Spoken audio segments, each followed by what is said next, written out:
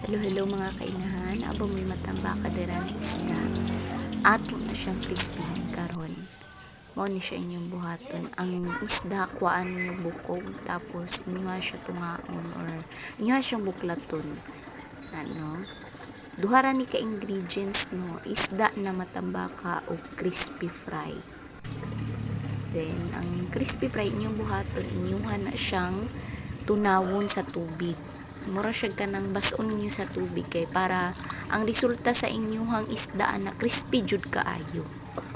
Mabot nga nato siya tubig, then tunawon nato.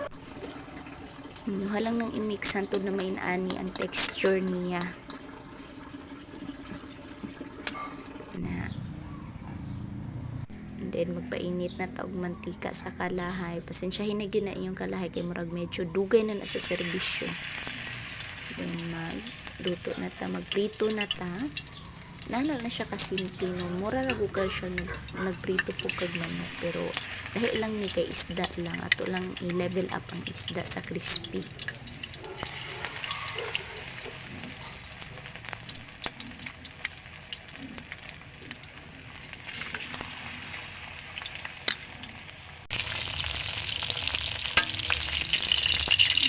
Ato ang kuan dira, medyo hinay lang gid ang ato ang kayo dira ka masunog kag siya kung ato ang atong buyluhan pag maayon. Dire siyang mao na siya ang crispy na isda. Thank you. Bye-bye.